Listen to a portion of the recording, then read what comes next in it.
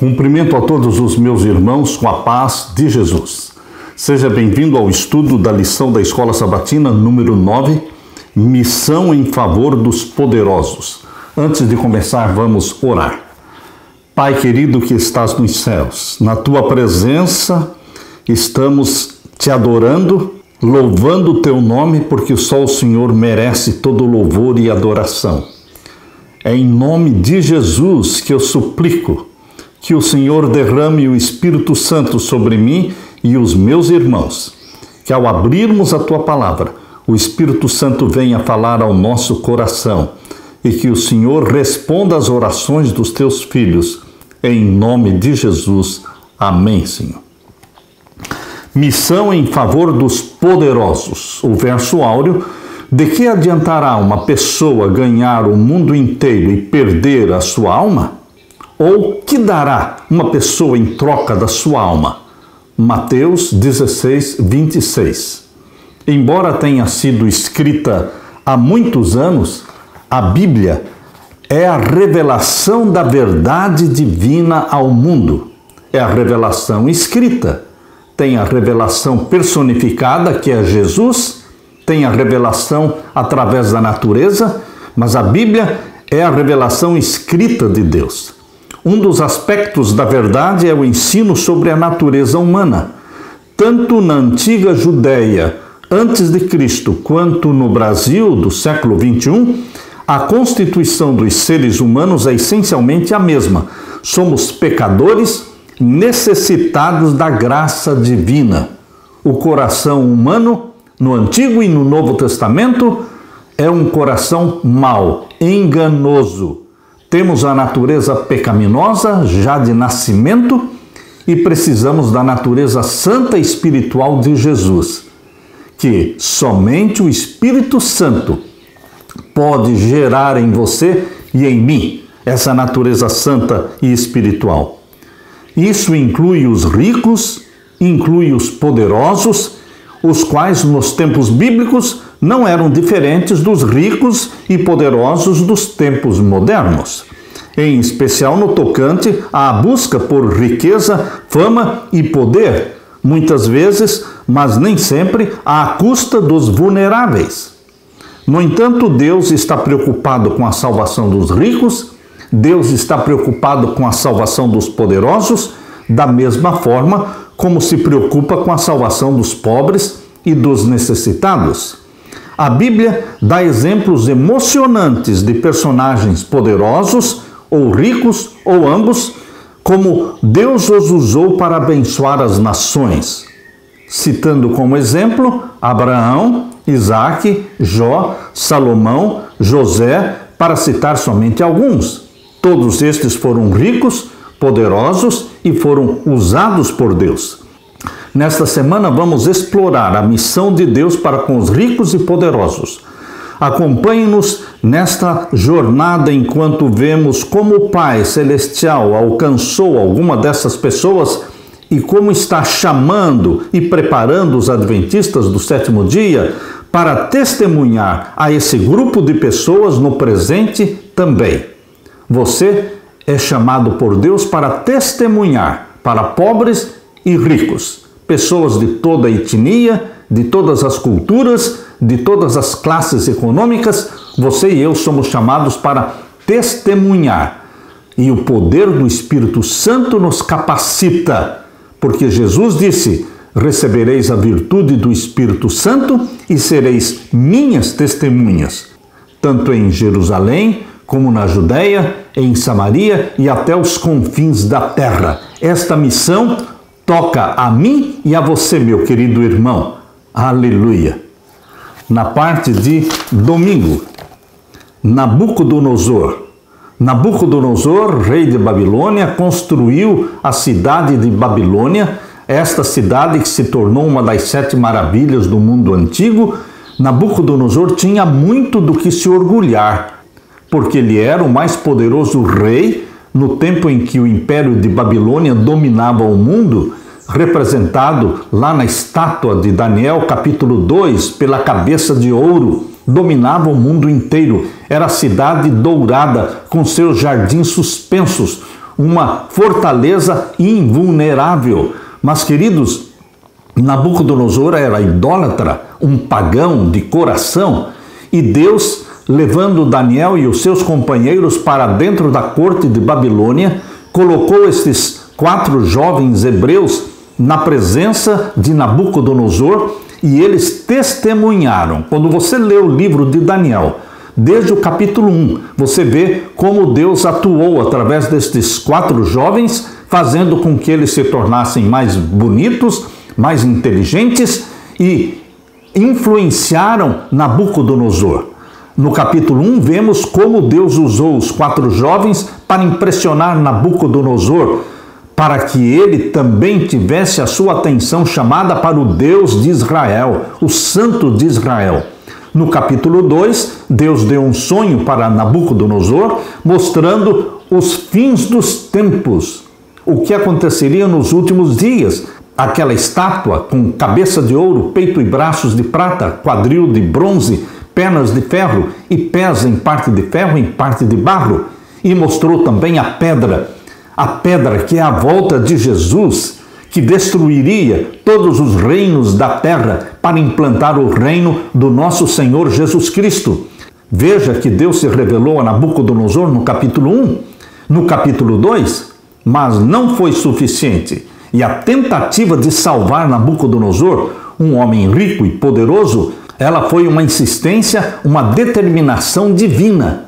Por isso veio o capítulo 3. No capítulo 3, Nabucodonosor se rebela contra Deus, mandando construir uma estátua não de cabeça de ouro e peito e braços de prata e quadril de bronze e pernas de ferro. Não, ele construiu uma estátua todinha de ouro, mostrando que aquela cabeça de ouro da estátua do capítulo 2 não teria sucessor, não viria outro império depois dele, porque ele mandou construir uma estátua todinha de ouro, de 60 côvados de altura por 6 côvados de largura. Meu querido irmão, aí foi uma rebelião contra Deus, e Deus mais uma vez mostrou para Nabucodonosor quem é Deus, que só o Deus criador dos céus e da terra é Deus, porque Deus neutralizou o poder do fogo. Quando os jovens foram lançados na fornalha de fogo, Deus neutralizou o poder e o efeito do fogo. Jesus, o Filho de Deus, veio para estar com os 3 jovens hebreus dentro da fornalha. E Nabucodonosor, mais uma vez, reconheceu que o Deus de Israel é o único Deus. Mas não foi suficiente. Deus insistiu na salvação de Nabucodonosor. E então veio a experiência do capítulo 4 de Daniel. Na experiência do capítulo 4, Deus, na sua tentativa de salvar Nabucodonosor, decidiu colocar Nabucodonosor no spa divino, no spa de Deus. O spa que geralmente as pessoas frequentam hoje, nos dias modernos, é uma clínica onde as pessoas vão para emagrecer, para serem curados de doenças. E ali eles permanecem 3 semanas, geralmente o programa é de 3 semanas, 21 dias.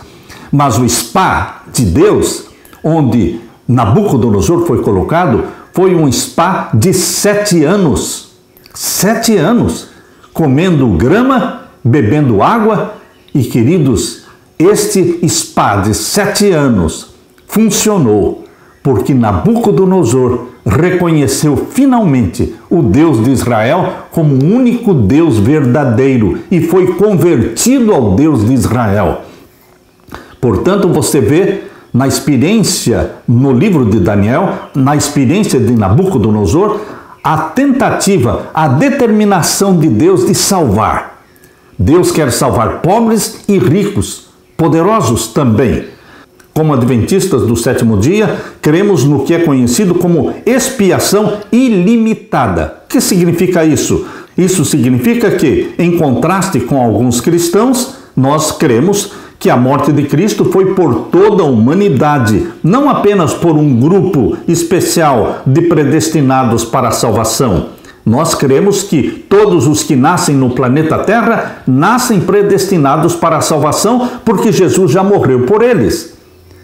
Deus não escolhe quem vai se salvar e quem vai se perder. Deus não determina isso. Cada um faz a sua escolha de aceitar a Jesus como Salvador ou não. Todo aquele que quiser, venha.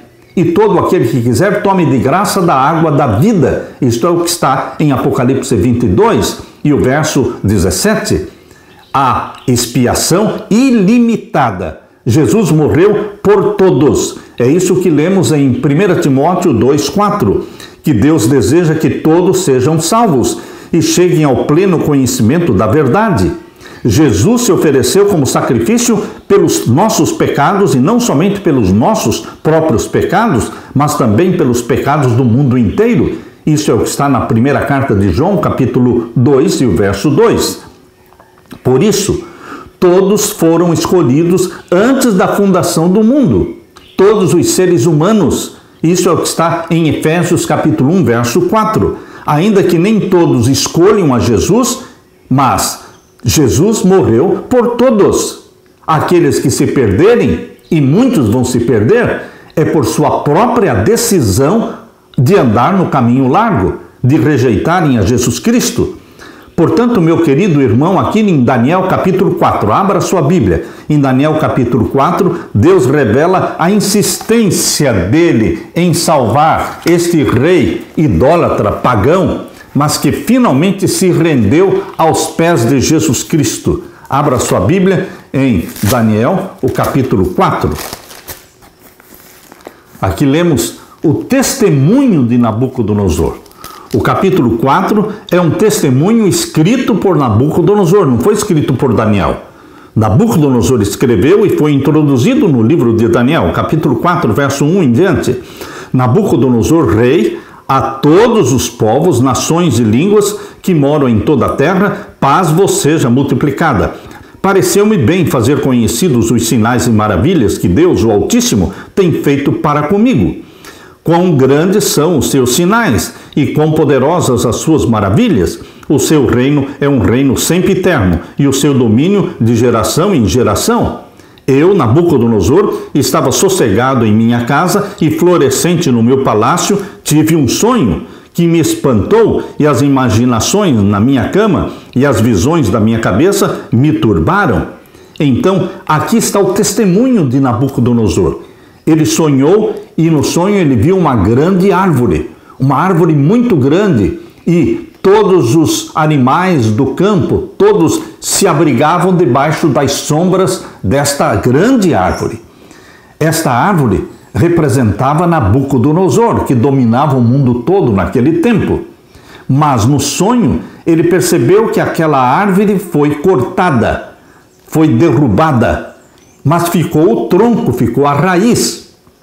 Ele ficou espantado com aquele sonho e então chamou os sábios, e os sábios não puderam interpretar o sonho.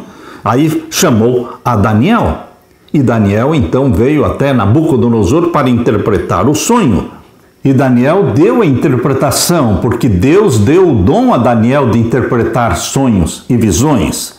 Esta é a interpretação, disse Daniel. Ó rei, este é o decreto do Altíssimo que virá sobre o rei, meu senhor. Você é a árvore. Você é a árvore. E o ato desta árvore ser cortada, você será tirado dentre os homens, e a tua morada será com os animais do campo, e te farão comer erva como os bois, e serás molhado do orvalho do céu, e passar-se-ão 7 tempos, ou seja, 7 anos, por cima de ti, até que conheças que o Altíssimo tem domínio sobre o reino dos homens e o dá a quem quer. E quanto ao que foi dito que deixassem o tronco com as suas raízes da árvore, o teu reino voltará para ti, depois que tiveres conhecido que o céu reina. Portanto, ó rei, aceita o meu conselho e desfaze os teus pecados pela justiça e as tuas iniquidades, usando de misericórdia com os pobres, se prolongar a tua tranquilidade. Todas estas coisas vieram sobre o rei Nabucodonosor. Esta interpretação foi dada, Nabucodonosor foi impressionado, mas logo ele se esqueceu do sonho. Logo aquela impressão feita na sua mente se desvaneceu. E ele então começou a se orgulhar da grande cidade que ele construiu. Veja o capítulo 4, verso 29. Ao cabo de 12 meses, depois de um ano, andando e passeando sobre o palácio real de Babilônia, falou o rei e disse: não é esta a grande Babilônia que eu edifiquei para a casa real, com a força do meu poder e para a glória da minha magnificência? Ainda estava a palavra na boca do rei, quando caiu uma voz do céu: a ti se diz, ó rei Nabucodonosor, passou de ti o reino, e serás tirado dentre os homens, e a tua morada será com os animais do campo, far-te-ão comer erva como os bois, e passar-se-ão 7 tempos, 7 anos, sobre ti, até que conheças que o Altíssimo tem domínio sobre os reinos dos homens e os dá a quem quer. Na mesma hora se cumpriu a palavra sobre Nabucodonosor, e foi tirado dentre os homens, e comia erva como os bois, e o seu corpo foi molhado do orvalho do céu, até que lhe cresceu pelo como as penas da águia, e as suas unhas como as das aves. Mas ao fim daqueles dias, eu, Nabucodonosor, levantei os meus olhos ao céu, e tornou-me a vir o meu entendimento, e eu bendisse o Altíssimo, e louvei e glorifiquei ao que vive para sempre, cujo domínio é um domínio sempre eterno, e cujo reino é de geração em geração. E todos os moradores da terra são reputados em nada, e segundo a sua vontade, ele opera com o exército do céu,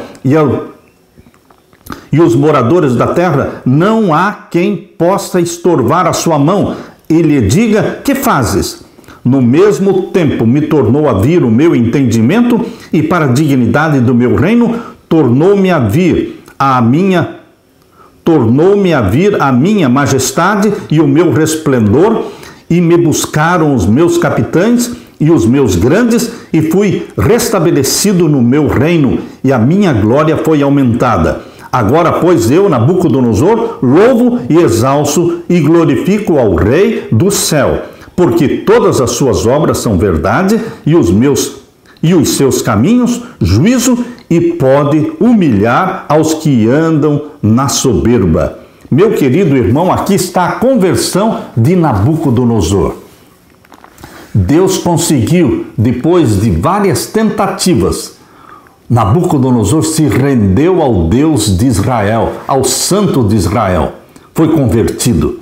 Queridos, Deus quer salvar ricos e pobres. Deus corre atrás de você através da graça divina. A graça divina corre atrás de nós. Eu costumo dizer que é difícil se perder porque Deus insiste em nos salvar. Ele nos persegue com o seu amor. Ele fez isso com Nabucodonosor, mas ele faz isso também com milhões de pessoas. Ele quer salvar. Jesus morreu por todos, porque Deus amou o mundo de tal maneira que deu seu Filho para que todo aquele que nele crê, todo aquele, qualquer pessoa que em Cristo Jesus creia, não pereça, mas tenha vida eterna. João 3,16.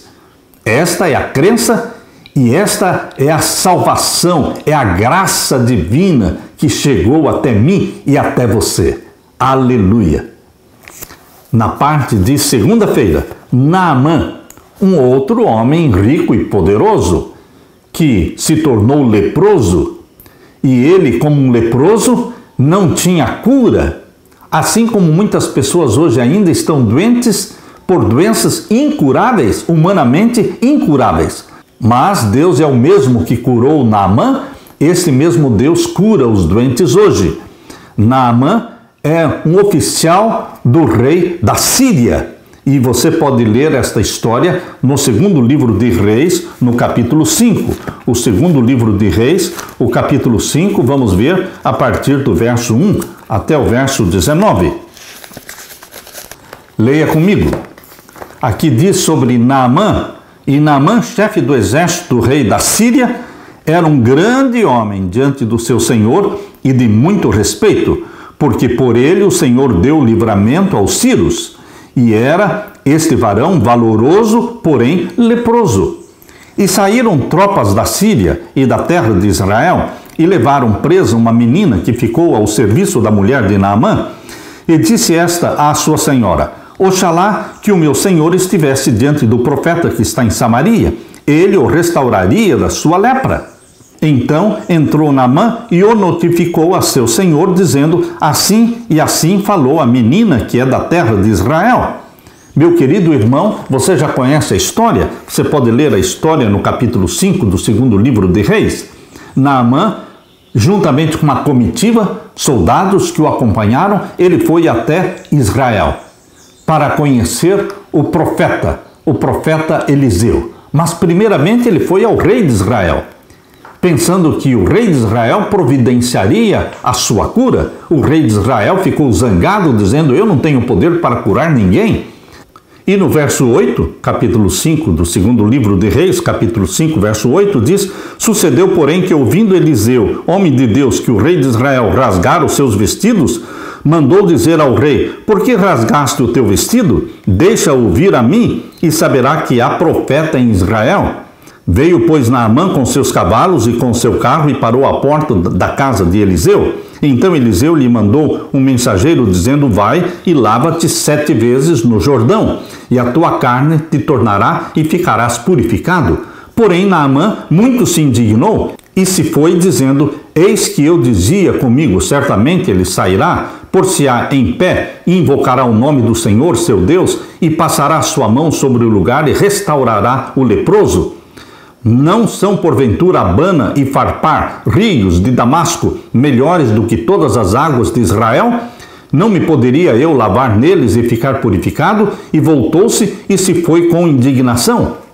Então chegaram-se a ele os seus servos e lhe falaram e disseram: meu pai, se o profeta te disser alguma grande coisa, porventura não a farias? Quanto mais dizendo-te ele: lava-te e ficarás purificado? Então desceu e mergulhou no Jordão 7 vezes, conforme a palavra do homem de Deus, e a sua carne tornou como a carne de um menino e ficou purificado. O Deus que faz milagres é o Deus de hoje, é o meu Deus, é o seu Deus, meu querido irmão. Este homem poderoso, Naamã, foi alcançado pela graça divina, porque Deus usou como testemunha sua uma menina escrava que foi levada de Israel para a Síria, e ali ela testemunhou na casa de Naamã. Deus precisa de você para testemunhar. Deus precisa de agentes, de instrumentos, de mãos de Jesus na terra para fazer o bem para as pessoas, bocas santificadas para falarem do poder, do amor e da graça deste Deus que deu seu Filho para morrer por nós. Você é chamado para ser testemunha de Jesus Cristo. E você pode testemunhar diante do seu patrão, do dono da empresa onde você trabalha.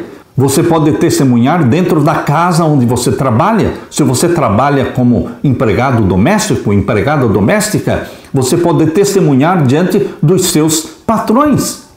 Eles vão conhecer Jesus pelo seu testemunho, pela forma como você vive. Queridos, esta menina foi usada por Deus e Deus quer usar você também. E aqui diz que Naamã foi purificado da sua lepra, banhando-se 7 vezes no rio Jordão. E ele se tornou um adorador do Deus de Israel. Queridos, Naamã foi alcançado pela graça divina. Deus quer alcançar a todos. Deus quer usar você e a mim como testemunhas suas. Naamã mostrou a sinceridade da sua fé. Embora tenha decidido servir apenas ao Deus do céu, Naamã percebeu que não seria fácil cumprir essa decisão. O rei da Síria ainda adorava um deus falso, Rimon, e em sua ocupação, Naamã serviria como acompanhante do rei. Embora Naamã não tivesse intenção de abandonar seus deveres para com o rei, ele não desejava se curvar em adoração ao deus falso, Rimon. Naamã não desejava fazer concessão à idolatria. Eliseu respondeu ao pedido de Naamã, dizendo: Naamã, vá em paz. Segundo Reis 5:19. Estas palavras não devem ser consideradas como uma aprovação ou desaprovação ao pedido de despedida de Naamã. Ele devia partir em paz, não em dúvida ou inquieta incerteza. Deus tinha sido bondoso com ele e ele devia encontrar felicidade e paz no conhecimento e adoração do Deus de Israel. Deus conduz os novos conversos passo a passo e sabe o momento adequado para pedir uma reforma em determinado assunto. Esse princípio deve sempre ser levado em conta pelos que trabalham para a salvação de outros. Queridos, Naamã, mesmo voltando para a Síria e continuando sendo um grande, poderoso capitão do exército sírio, queridos, ele continuou adorando o Deus de Israel. Ele se tornou uma testemunha de Jesus Cristo no poderoso reino da Síria. A graça divina alcançou Nabucodonosor, a graça divina alcançou Naamã.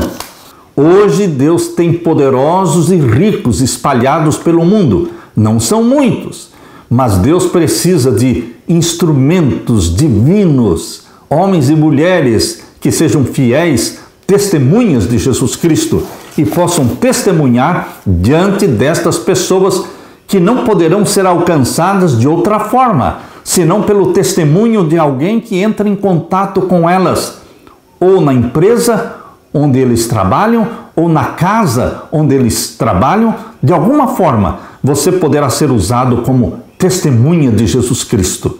Aleluia! Na parte de terça-feira, testemunhando aos eruditos. Aqui na parte de terça-feira, a história é de Nicodemos, um homem rico e poderoso também, que foi alcançado pela graça divina. Nicodemos era culto, a Bíblia o descreve como um dos principais dos judeus. João capítulo 3, verso 1 diz que ele era um dos principais dos judeus. Jesus se referiu a ele como mestre de Israel. Em João capítulo 3 e o verso 10, Jesus diz: você sendo mestre em Israel não entende essas coisas? Nicodemos tinha uma boa compreensão da Bíblia e fome espiritual do Senhor. Da perspectiva humana, ele parecia um seguidor de Deus, pois guardava todos os mandamentos e era um líder respeitado. Ele era poderoso e ele era rico. Muitos consideram isso como sinal de que Deus o havia abençoado. No entanto, essas condições não passavam de aparências superficiais. Abra sua Bíblia e vamos ler então João capítulo 3 e o verso 1 em diante. Leia comigo. E havia entre os fariseus um homem chamado Nicodemos, príncipe dos judeus. Este foi ter de noite com Jesus e disse-lhe: Rabi, bem sabemos que és mestre vindo de Deus, porque ninguém pode fazer estes sinais que tu fazes se Deus não for com ele. Jesus respondeu e disse-lhe: na verdade, te digo que aquele que não nascer de novo não pode ver o reino de Deus. Disse-lhe Nicodemos: como pode um homem nascer sendo velho? Porventura pode tornar a entrar no ventre da sua mãe e nascer? Jesus respondeu: na verdade, te digo que aquele que não nascer da água e do Espírito não pode entrar no reino de Deus. Nascer da água significa o batismo, e nascer do Espírito, porque o Espírito Santo, quando você é batizado em Jesus Cristo, quando você se converte a Jesus Cristo, o Espírito Santo gera em você uma natureza que você não tinha, que é a natureza santa espiritual. Nós nascemos do ventre materno com a natureza carnal, pecaminosa, mas quando você aceita Jesus como Salvador e quando você é batizado nas águas, você está sendo gerado pelo Espírito Santo como filho de Deus. É gerado em você uma natureza que você não tinha antes, a natureza santa e espiritual de Jesus. Esse é o nascimento do Espírito. Nascer da água e do Espírito. Mas Deus continua derramando o Espírito Santo sobre aqueles que nasceram da água e do Espírito, até dar para eles o maior presente, que é o batismo do Espírito Santo. E aqui diz Jesus Cristo para Nicodemos, o verso 5, Jesus respondeu: na verdade, te digo que aquele que não nascer da água e do Espírito não pode entrar no reino de Deus. O que é nascido da carne é carne, e o que é nascido do Espírito é Espírito. Queridos, Nicodemos foi convertido a Jesus Cristo, porque a impressão que o Espírito Santo fez na mente de Nicodemos, naquela entrevista noturna com Jesus Cristo, aquela impressão feita pelo Espírito Santo nunca mais saiu da mente de Nicodemos. E quando Jesus estava sendo acusado, Nicodemos se levantou em defesa de Jesus Cristo. E quando Jesus foi crucificado, Nicodemos se uniu a José de Arimateia, outro rico e poderoso. Eles, os dois, Nicodemos e José de Arimateia, ricos e poderosos, se mostraram fiéis seguidores de Jesus Cristo na morte de Jesus Cristo, porque eles foram juntos para tirar o corpo de Jesus da cruz, envolvê-lo num lençol e colocá-lo numa sepultura. Ali estava José de Arimateia e ali estava Nicodemos. Os dois se uniram para o enterro de Jesus. Lemos também em João capítulo 19, abra sua Bíblia. Em João capítulo 19, vamos ver o verso 39. João 19 e o verso 39. Aqui diz assim, vamos ler a partir do verso 38. Depois disto, José de Arimateia, que era discípulo de Jesus, outro homem rico e poderoso, não é? Mas oculto, por medo dos judeus, rogou a Pilatos que se lhe permitisse tirar o corpo de Jesus. E Pilatos lhe o permitiu, então foi e tirou o corpo de Jesus. E foi também, verso 39, Nicodemos, aquele que anteriormente se dirigira de noite a Jesus, levando quase 100 arratéis de um composto de mirra e aloés. Tomaram, pois, o corpo de Jesus, José de Arimateia e Nicodemos. Tomaram, pois, o corpo de Jesus e o envolveram em lençóis com as especiarias, como os judeus costumam fazer na preparação para o sepulcro. José de Arimateia e Nicodemos se revelaram publicamente como discípulos de Jesus, na morte de Jesus Cristo. Queridos, pessoas com conhecimento mais do que suficiente para serem salvas, mesmo conhecendo as 3 mensagens angélicas do Apocalipse, mesmo pregando as 3 mensagens angélicas do Apocalipse, muitos precisam ainda se converter. Não é porque você conhece a profecia que você é convertido. Não é porque você prega a profecia que você é convertido. Você e eu precisamos ter uma experiência pessoal com Jesus todos os dias. Nós temos que acordar antes do sol nascer, em comunhão com Jesus Cristo, adorando a Jesus Cristo, louvando a Jesus Cristo, confessando a Jesus Cristo e recebendo o batismo do Espírito Santo. Meu querido irmão, Deus quer abençoar os ricos e os pobres. Existem Nicodemos e existem Josés de Arimateia. Hoje, homens e mulheres poderosos e ricos que precisam ser alcançados. E Deus precisa de você como testemunha dele. Aleluia! Na parte de quarta-feira, missão junto aos ricos. Em Mateus capítulo 19, abra sua Bíblia. Mateus capítulo 19, vamos ler a partir do verso 16. Mateus capítulo 19, vamos ler então a partir do verso 16. Leia comigo. Aqui fala sobre o jovem rico. E eis que, aproximando-se dele, um jovem, um mancebo, disse-lhe: Bom mestre, que bem farei para conseguir a vida eterna?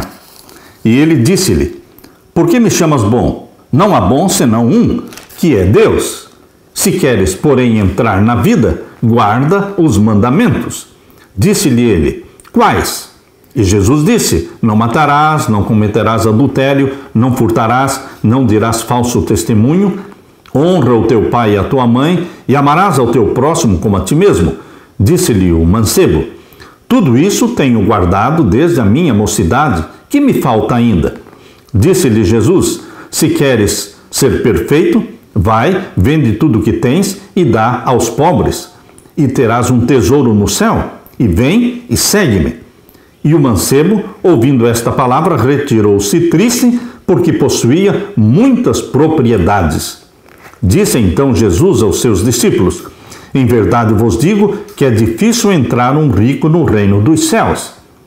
Jesus não está dizendo que é impossível o rico entrar no céu, mas está dizendo que é difícil, porque o rico, ele tem a fascinação das riquezas. Ele se apega às riquezas. O dinheiro se torna um ídolo, um deus, o deus Mamon na vida de muitos ricos. Mas Jesus Cristo mostra através da história de Nabucodonosor, de Naamã, através da história de Nicodemos, de José de Arimateia, que muitos dos ricos e poderosos foram alcançados pela graça divina e foram salvos. Mas este jovem rico, aqui de Mateus capítulo 19, este jovem rico se afastou, se retirou triste, porque ele decidiu não vender suas propriedades, seus bens e dar para os pobres. Por isso Jesus disse: em verdade vos digo que é difícil entrar um rico no reino dos céus.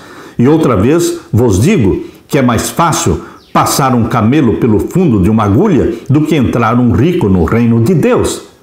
Nós entendemos a expressão passar o camelo pelo fundo de uma agulha. Esta é uma expressão que diz respeito a uma portinhola, um pequeno portão que existia ao lado do grande portão da cidade. Ao lado do grande portão da cidade que ficava aberto o dia todo para entrarem e saírem todos, pessoas e animais, à noite este grande portão se fechava. E então o único acesso para a cidade era o portão pequeno que existia ao lado. Queridos, um viajante que chegasse à noite com seu camelo carregado, ele não conseguiria entrar na cidade usando aquele pequeno portão, fazendo com que passasse por ali o seu camelo carregado com todas as coisas. Por isso, Jesus Cristo falou que era mais fácil um camelo passar pelo fundo de uma agulha. Seria mais fácil o camelo entrar por esta portinhola se toda a mercadoria fosse descarregada. E então o camelo poderia passar muito apertado poderia passar por esta portinhola. Mas Jesus disse que seria mais fácil um camelo passar por esta portinhola do que um rico entrar no reino de Deus. Queridos, Jesus está dizendo que é difícil o rico entrar no céu, mas que não é impossível. Você, rico e poderoso, você que tem bens, você tem que dispor estes bens a serviço de Jesus Cristo. Alguns ricos e poderosos, como Abraão, colocou seus bens, suas propriedades a serviço do Senhor. Abraão usou não somente a sua riqueza, mas a sua influência para levar pessoas a adorar o Deus de Israel. Jó, a mesma coisa, colocou seus bens a serviço do Senhor.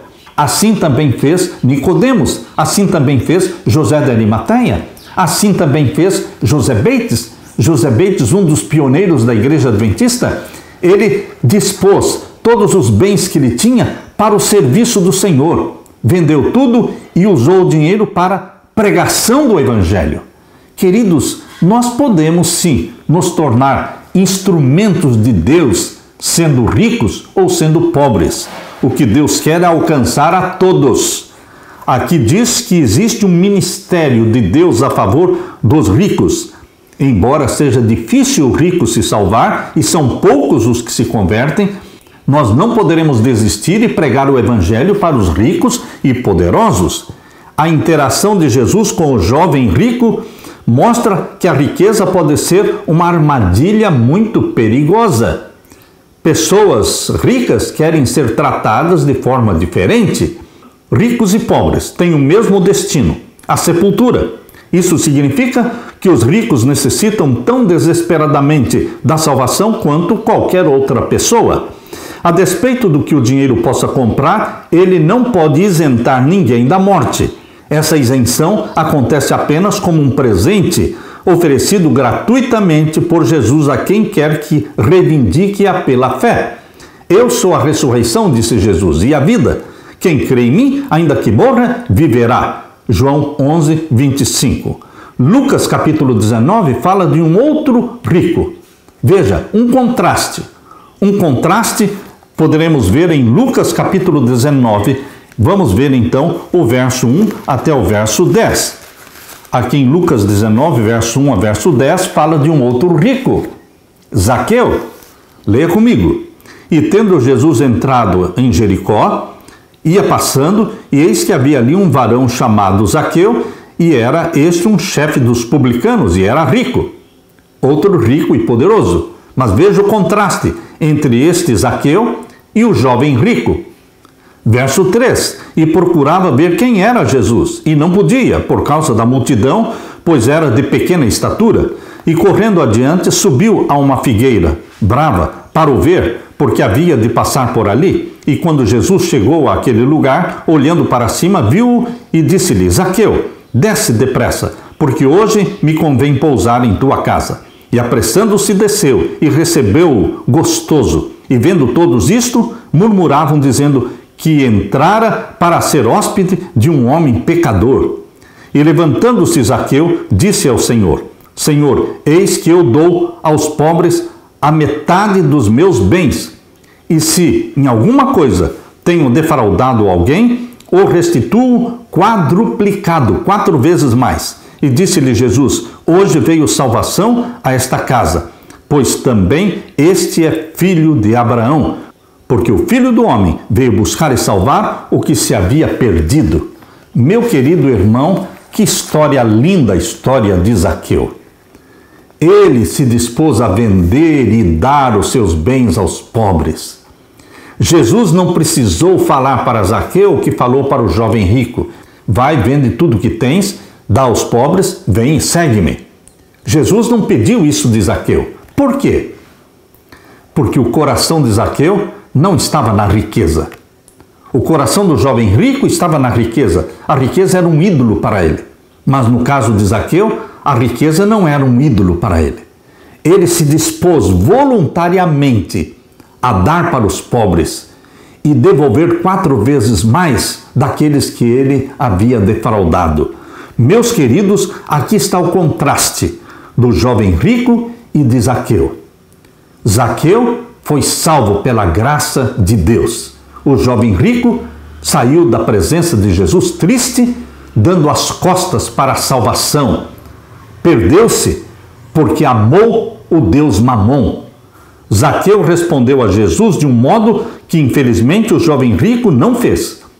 De que adiantará uma pessoa ganhar o mundo inteiro e perder a sua alma?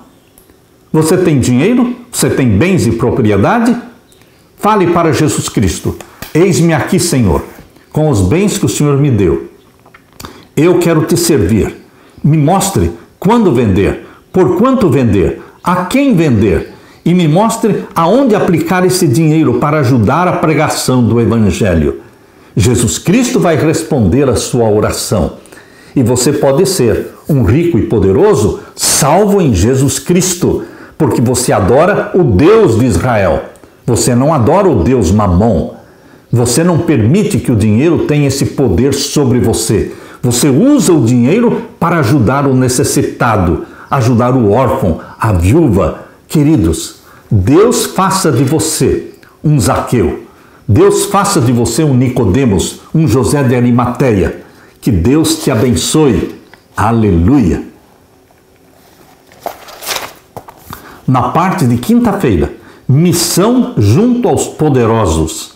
Jesus sabia como fazer amizade com os poderosos. Ele era admirado e respeitado por muitas pessoas poderosas. Ao mesmo tempo, também era desprezado por muitos. As pessoas poderosas que foram a Jesus em busca de ajuda sentiram que ele se importava com elas. Além disso, muitos dos ricos e poderosos não foram abertamente a Jesus de imediato. Eles esperaram até que tivessem certeza de que Jesus era verdadeiramente o Filho de Deus.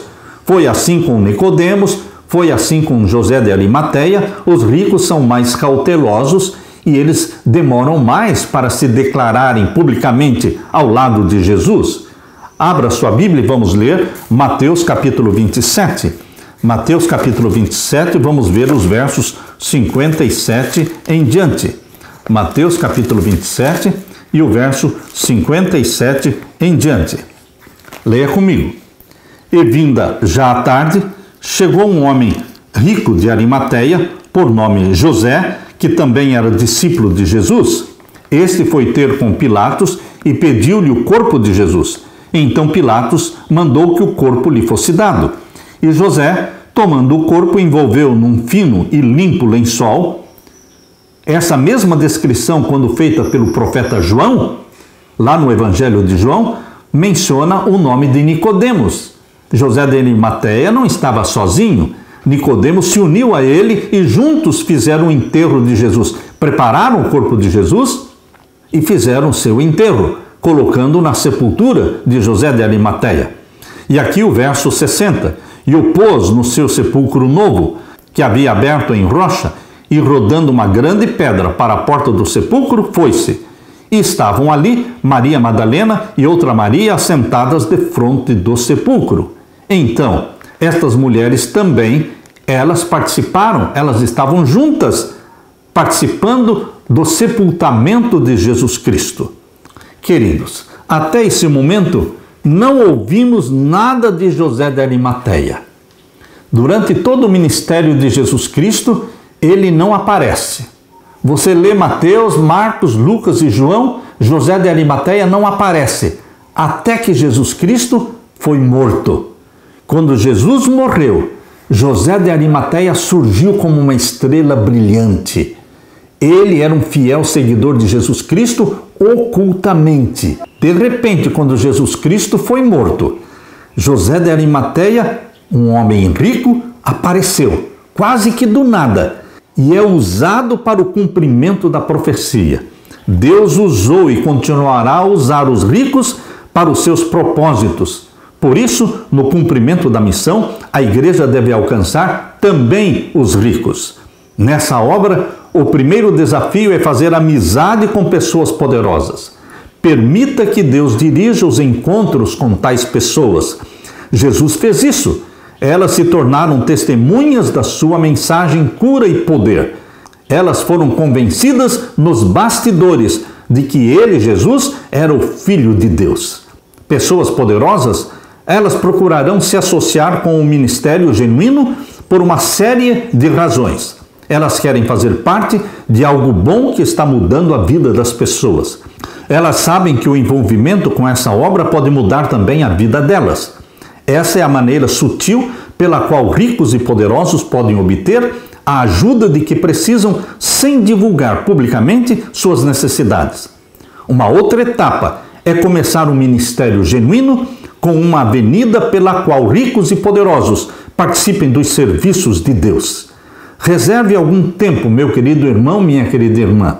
Reserve algum tempo para investir na vida de pessoas ricas e poderosas na sua sociedade.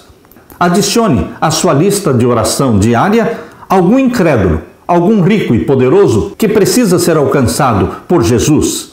Envie uma carta ou um e-mail para alguém em posição de poder, mesmo que você nunca tenha visto esta pessoa, e diga para esta pessoa que você está orando por ela.